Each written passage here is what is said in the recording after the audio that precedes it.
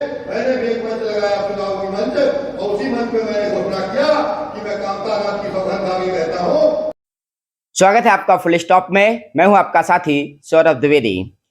प्रधानमंत्री नरेंद्र मोदी के जन्मदिन के उपलक्ष्य में भाजपा सेवा पखवाड़ा मना रही थी। सेवा पखवाड़ा के अंतर्गत वोकल फॉर लोकल का कार्यक्रम था। उस कार्यक्रम में एक ऐसा भाषण जो बांदा सांसद आर.के. सिंह पटेल ने जनता के सामने दिया और वो चर्चा का विषय बन गया।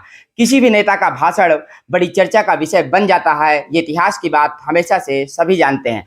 आज हम उसी भाषण के परिप्रेक्ष्य पर दो तीन सवाल, ऐसे सवाल जो जनता से जुड़े हैं, युवाओं से जुड़े हैं और उनकी खुद की राजनीतिक यात्रा से भी जुड़े हुए हैं, वो करेंगे और सीधे सांसद महोदय खुद बताएंगे। आप देखिए, धन्यवाद आपको कि आप मुझे इस चर्चा में भाग लेने के लिए आज मौका दिए हैं, क्योंकि आपने दो तीन प्रश्न उठाए हैं। पहला प्रश्न आपका है कि मैं मुझे लोग बहुत कार्यक्रम में, हाँ, जब आपने भाषण दिया था तो लोग आपने कहा था कि मेरा नाम कैसे प्रसिद्ध हुआ, आर.के. सिंह पटेल।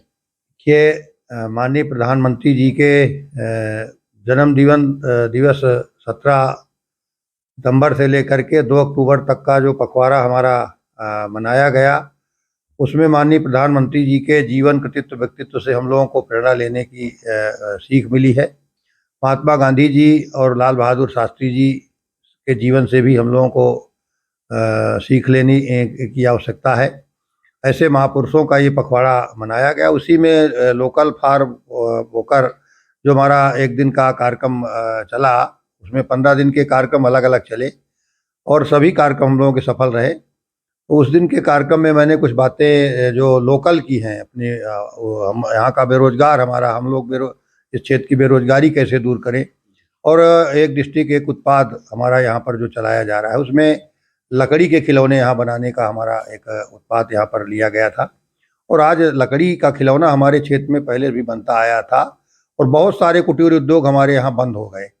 कुटीर उद्योगों के मामले में हमारा चित्रकूट जिला पहले आगे रहा है। बहुत सारे कुटीर उद्योग थे, उसी में मैं भी एक कुटीर उद्योग से जुड़ा हुआ था। और वो कुटीर उद्योग, उस समय मैं जब ग्रेजुएशन करके आया तो मैंने एक कुटीर उद्योग यहाँ शुरू किया, कालीन का कारोबार। और उस कालीन के कारोबार के परिप्रेक्ष्य में मैंने उस दिन कुछ अपनी बातें उस समय की रखी थी, क्योंकि वो कारोबार से के संबंध में एक वक्तव्य हो रहा था, उसमें चर्चा हो रही थी। इसलिए मैंने उस दिन कुछ बातें कही थी कि मैं सन 84-83 के बाद मैं कालीन के क्षेत्र में, भदोही कालीन बुनाई के क्षेत्र में गया और मैंने कालीन बुनाई का काम सीखा। और मैं गांव के साधारण किसान के परिवार से निकल करके कालीन का काम सीखा और सीखने के बाद मैं इस क्षेत्र में, बांदा उस समय जिला था, चित्रकूट हमारा जिला नहीं था, तो इस बांदा जिले में मैंने पूरे लगभग 8-10 हज़ार कालीन के बुनकर लोगों को तैयार किया। और बेरोजगारी दूर करने के लिए मैंने अपनी खुद बेरोजगारी दूर किया और उन तमाम लोगों को जोड़ करके उनको भी रोजगार की तरफ सृजन करने का काम किया और कुटीर उद्योग से जोड़ने का काम किया। हाथ निर्मित, हाथ से बनाई हुई कालीन घर घर तक इस क्षेत्र में मैंने तमाम लोगों को रोजगार देने का काम शुरू किया। उसी परिप्रेक्ष्य पे मैंने कहा था कि मैं पहले यहाँ से जब पढ़ाई करके आया तो मुझे आज लोग आर.के. सिंह पटेल के नाम से जानते हैं। और मैं आर.के. एंड कंपनी के नाम से मैंने भदोही में एक फर्म बनाई थी, तो मुझे वहीं से उसकी आर.के. एंड कंपनी के नाम से जो मेरी फर्म थी भदोही में, तो वो कालीन के निर्यात के क्षेत्र में मैंने कालीन पहले यहाँ पर निर्माता बना, फिर निर्यात करने वाला मैं फॉरेन एक्सपोर्टर बना। और मैं यहाँ पर मेरी शिव कारपेट की एक फर्म थी चित्रकूट जिले में, दूसरी फर्म मेरी भदोही में मैंने बनाई, वो आर.के. एंड कंपनी के नाम से मेरी जो फर्म थी, वो मेरा विदेश में निर्यात करने का काम मैंने किया और एक्सपोर्ट करने का काम मैंने कालीन का किया। और उस क्षेत्र में मैं 1989 में मुझे सर्वोत्कृष्ट कालीन बनाने का एक खिताब भदोही की जो कालीन निर्यात संवर्धन बोर्ड है उसके द्वारा मुझे मिला, और मुझे उस समय मारुति बहने की नाम में मिली थी। तो ये उस समय का वो दौर था। उसको मैंने उस दिन के वक्तव्यों में अपने रखा कि मुझे आर.के. सिंह के नाम से जो मुझे वहाँ पर ये मेरी पहचान बनी, तो राजनीति में आने के पहले मुझे वहाँ व्यवसाय के क्षेत्र में मुझे आर.के. के नाम से पूरे भदोही इंडस्ट्री में, पूरे गोपीगंज, खमरिया, घोसिया और आई जो हमारा कालीन का क्षेत्र है, वो पूरा हमारे देश का एक बहुत अच्छा कालीन का क्षेत्र है। जो कालीन का निर्यात हमारा विदेश में होता है, उसी क्षेत्र से अब कुछ इधर डाउन हुआ है, उस समय बहुत चरम सीमा पर था। और एक महत्वपूर्ण चर्चा आपने उस दिन और की थी कि जब आप राजनीति के क्षेत्र में आए तो आपने कोई कसम खाई थी पहली बार। वो कसम क्या थी? जी वो भी जी, तो जनता वही बड़ी मैं चर्चा कर जब रही थी। उस क्षेत्र के बाद मैं राजनीति में आया, कालीन के क्षेत्र के बाद से मैं जब राजनीति में आया तो 93 में, मैं 90 के दशक में, मैं 91 का चुनाव आया, तो उस चुनाव से मैं राजनीति में शुरुआत किया। और इसके बाद 93 का जब चुनाव आया तो मैं उसमें बहुजन समाज पार्टी से विधानसभा का चुनाव लड़ा। और जब मैं चुनाव लड़ा तो यहाँ कम्युनिस्ट पार्टी का बोलबाला था, और यहाँ पर कम्युनिस्ट पार्टी के हमारे सांसद विधायक कम्युनिस्ट पार्टी से होते थे, और ये पूरा बांदा चित्रकूट क्षेत्र हमारा कम्युनिस्ट के पूरा जनप्रतिनिधि यहाँ से चुन करके जाते थे, विधायक सांसद लगभग कम्युनिस्ट के ज़्यादा संख्या में यहाँ पर विधायक भी चुन करके जाते थे। हमारे इस जो करवी सीट हुआ करती थी चित्रकूट, जो इसका आज नाम है सदर की, तो इस करवी विधानसभा से यहाँ से 4 बार राम सजीवन जी विधायक रहे, 2 बार राम प्रसाद विधायक रहे, और यहाँ से सांसद 3 बार रहे राम सजीवन जी। तो आज हमारे बीच में वो नहीं है, राम प्रसाद जी तो अभी मौजूद है। तो उस समय राम सजीवन जी और राम प्रसाद जी चुनाव लड़ा रहे थे, राम प्रसाद जी को। और वो राम सजीवन जी एक राजनीतिक, बहुत परिपक्व राजनीतिक व्यक्ति थे, और उन्होंने इस क्षेत्र में उन तमाम वंचित समाज के लोगों को जोड़ करके, कमजोर समाज के लोगों को जोड़ करके और राजनीति को आगे बढ़ाने का काम किया था। तो उस समय उन्होंने, जब मैं चुनाव लड़ने आया तो कचहरी के सामने एक उन्होंने सभा किया, और एक वो अपनी लहजे में जैसे बोलते रहे, उनका एक लहजा था बोलने का अपना, जिससे लोग आकर्षित भी होते थे, और वही बोलने का यहाँ का अपना एक तरीका भी था उनका। तो उन्होंने कहा कि ये कल का छोकरा राजनीति करने आया है, भदोही से कालीन का पैसा कमा करके आया है, और ये यहाँ पर पैसे के बल पे राजनीति करने आया है। तो ये कल का छोकरा है। उन्होंने एक नारा दिया, राजनीति खिलवाड़ नहीं, कालीन का व्यापार नहीं। ये बात जब मीडिया पेपरों में छपी उस दिन के, और हमारे कानों तक आई, मुझे जानकारी शायद में ये आया। भी कहा था कि एक कालीन का व्यापारी क्या जनसेवा करेगा। हाँ, वही चीज उन्होंने कहा, राजनीति खिलवाड़ नहीं, कालीन का व्यापार नहीं। और उन्होंने कहा कि ये काल का छोकरा राजनीति में आया है, ये कालीन का व्यापारी है, भग जाएगा भदोही, और ये यहाँ आपकी सेवा नहीं करेगा। तो मैंने भी जब मैं अपनी जनसभा उसी, क्योंकि अधिकांश जनसभाएं कचहरी के सामने उस समय, यहीं पर जहाँ पर ये होटल है, ये आपका चाय पानी का, ये क्वालिटी का, तो क्वालिटी के बगल से वहीं, और ट्रैफिक चौराहे के बीच में यही जनसभाएं हुआ करती थी, चुनावी जनसभाएं। तो मैंने भी उसी जगह एक जनसभा लगाई कचहरी के सामने, अगले 2-4 दिन बाद जब चुनाव का दौर चल रहा था। तो उसी जनसभा में मैंने भी एक कसम खाई कि यहाँ पर अपने मैं स्थापित हमारे नेता हैं इस क्षेत्र में, आदरणीय राम सजीवन जी, और उन्होंने मुझे एक, उनसे मुझे प्रेरणा मिली है, चुनौती मिली है, और उन्होंने कहा कि राजनीति खिलवाड़ नहीं, कालीन का व्यापार नहीं, ये कल का छोकरा भदोही से आया है, भदोही फिर भग जाएगा। तो मैं सौगंध खा के कहता हूँ कि मैं अब यहीं पर जनता की रह कर सेवा करूँगा, और आज से मैं अब कालीन का कारोबार बंद करूँगा। और मैंने उस दिन फिर कसम खाई कि मैं अब आगे चुनाव हारूं या जीतूं, मैं इसी क्षेत्र में जनता की सेवा करूंगा, और मैं कहीं भदोही लौट करके कालीन के कारोबार में अब नहीं जाऊंगा। तो मैं 93 के बाद से फिर धीरे धीरे करके 2-3 साल लगे मुझे कारोबार को समेटने में, चूँकि कारोबार मेरा विदेश तक फैला हुआ था, लेनी देनी होती है, उसको मैंने धीरे धीरे समेट करके और उस कारोबार को बंद किया।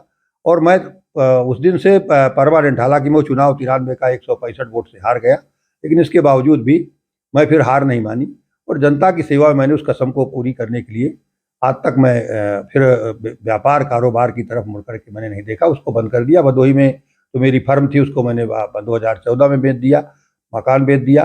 2014 तक वो मकान वगैरह वहाँ रहा, लेकिन उसके बाद फिर मैंने उसको 14 में वहाँ से बेच बाच करके उसको ख़त्म किया, और मैं सक्रिय रूप से फिर तब से 2093 से लेकर के जनता के बीच में सेवा में ही लगा रह गया। तो ये एक बड़ी बात है कि उस कसम ने आपको जनसेवक बनाने के लिए बड़ा कारक सिद्ध हुई।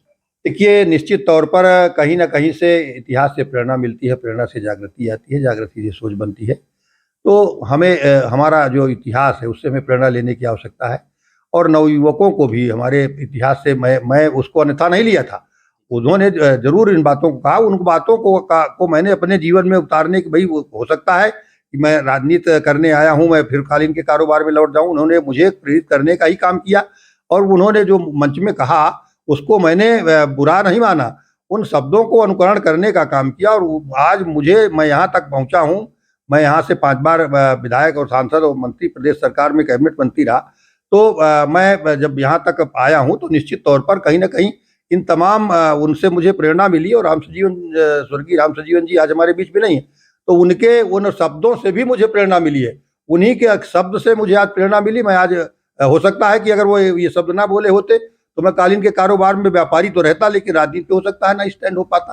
लेकिन उन्होंने मुझे प्रेरित किया और उनके उन शब्दों को मैंने अनुकरण करने का काम किया, और उससे मैंने चुनौती मानिए या उन प्रेरणा मानिए, मैंने स्वीकार किया।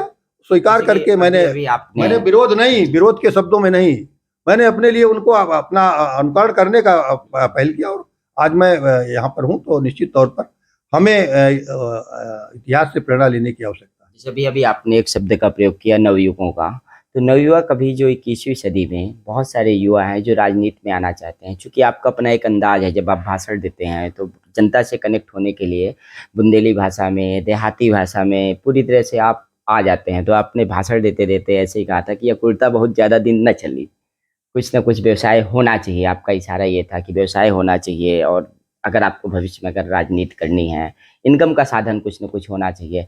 तो इस समय जो युवा आते हैं उनको आप कैसे, जैसे आपने कहा इतिहास से प्रेरणा लेनी चाहिए, कैसे आप बताएंगे कि कैसे राजनीति करें, कैसे राजनीति में सफल हों, कैसे एक बड़ा नेता चित्रकूट में भविष्य में तैयार हो सके, बुंदेलखंड में तैयार हो सके? देखिए, माननीय प्रधानमंत्री मोदी जी भी कहते हैं, और हमारे और तमाम वरिष्ठ नेता हैं, उनसे भी मैं जो सुनता हूं, उनकी बातों का अनुकरण करता हूं, उनका भी यही कहना है कि देखिए, राजनीति के साथ साथ हमें कुछ न कुछ कारोबार व्यापार की दिशा में भी हमारे नौजवानों को रहना चाहिए। और अगर खाली बेरोजगारी है और बेरोजगारी में ही हम राजनीति की शुरुआत करते हैं, बेरोजगारी से हम सोचते हैं हम राजनीति में, तो निश्चित तौर पर कहीं ना कहीं हमसे चूक होगी, गलती होगी। और बहुत दिनों तक मैं समझता हूँ बेरोजगारी की दशा में कोई भी कार्य संभव नहीं हो सकता है। हमें कुछ ना कुछ रोजगार सृजन का काम करना चाहिए। रोजगार सृजन के साथ साथ समाज सेवा का भी काम करना चाहिए। समाज सेवा में भी चलने फिरने के लिए कुछ ना कुछ की आवश्यकता पड़ती है, और अगर नहीं हम कर सकते हैं तो कहीं ना कहीं से हमें फिर हाथ पैर मारने पड़ेंगे। तो इसलिए मेरा उन नवयुवक समाज के उन साथियों से भी आग्रह है, हम पढ़ाई लिखाई के बाद अच्छे पढ़ लिख करके, राजनीति में अच्छे लोगों की आवश्यकता है, पढ़ाई लिखाई करके होनहार ब्रिलियंट लोगों की आवश्यकता है। आज बहुत सारे IAS IPS जो अच्छे पदों पर रहते हुए फिर वो रिजाइन करते हैं बाद में, या फिर रिटायर होने के बाद राजनीति में आते हैं, तो वो पहले उस लाइन पर आगे बढ़ने के बाद पूरा देश का सारा कुछ संभालने के बाद फिर राजनीति में बहुत सारे अभी लोग आए हैं हमारे भारतीय जनता पार्टी में। बहुत सारे मंत्री मिनिस्टर भी हैं, केंद्र सरकार से लेकर प्रदेश सरकार तक। लेकिन वो पहले कुछ ना कुछ उस दिशा में पहल करके आगे गए, फिर इसके बाद वहाँ पर पहुँचे हैं। तो मेरा उन नौजवानों से भी आग्रह है जो इस दिशा में काम कर रहे हैं, समाज सेवा के क्षेत्र में काम कर रहे हैं। आजकल बहुत सारे लोग समाज सेवी लिख लेते हैं, हम समाज सेवी हैं। तो समाज सेवी का मतलब हमें समाज सेवा तो करना है, लेकिन उसके साथ साथ हमें समाज सेवा करने के लिए कुछ ना कुछ पहले करना पड़ेगा। कोई ना कोई रोजगार व्यापार कारोबार करके साथ साथ हम समाज सेवा का काम करेंगे तो मैं समझता हूँ हम सफल होंगे। बाकी ऐसा नहीं है कि कोई फकीर आदमी भी वहां तक पहुंच सकता है। जो फकीर आदमी है, फकीर भी राजनीति के शीर्ष स्तर पहुंच सकता है, ऐसा नहीं है। लेकिन मेरा एक व्यक्तिगत जो मानना है, जो मेरा अनुभव है, उस अनुभव के आधार पर मेरा कहना है कि हमें कहीं ना कहीं पहले उस लाइन को अपने को तैयार करना चाहिए, और पढ़ाई लिखाई के मामले में भी पहले होनहार हो करके फिर राजनीतिक परिवेश में आना है। कौन से हमें किधर चुनना है, उसका चुनाव हमें करना चाहिए। तो निश्चित तौर पर मुझे लगता है कि हम उस दिशा में सफल होंगे। किसी भी क्षेत्र में जाने के लिए, हमें कंपटीशन के क्षेत्र में जाना है, राजनीति के क्षेत्र में जाना है, तो निश्चित तौर पर कहीं ना कहीं हमें कुछ ना कुछ अपने साथ करने की आवश्यकता है पहले। तो मेरा नौजवानों से भी यही आग्रह है कि उस दिशा में काम करें, और निश्चित तौर पर इस क्षेत्र के आगे ले जाने के लिए, इस क्षेत्र के विकास के लिए, देश के विकास के लिए, प्रदेश के विकास के लिए अपना योगदान दें। मेरी पूरी उनको हार्दिक शुभकामनाएं, हार्दिक धन्यवाद। बेशक ये थी उस कसम की चर्चा जो दृढ़ इच्छा शक्ति को प्रकट करती है। जैसा कि इसी साक्षात्कार पर उन्होंने कहा कि 165 वोट से चुनाव हार जाने के बावजूद भी वो लगातार फिर जनसेवा के क्षेत्र में डटे रहे, और ये था वो संदेश युवाओं को कि किस प्रकार से आपको राजनीति में और समाज सेवा के क्षेत्र में सफल होने के लिए इतिहास से, महापुरुषों से और वर्तमान के समय से प्रेरणा लेने की आवश्यकता है और एक ऐसा राजनीतिक व्यक्तित्व जिन्होंने अपनी राजनीति से समाज को प्रेरणा दी है। और आज उनके उस भाषण की चर्चा करके हमने समाज को ये बताने की कोशिश की है कि राजनीति का सफर कितना सुहाना और कितना संघर्षमयी होता है। ये वोकल फॉर लोकल के उस भाषण की चर्चा करने की आवश्यकता पर हमें विवश कर देता है। बने रहिए हमारे साथ फुल स्टॉप में।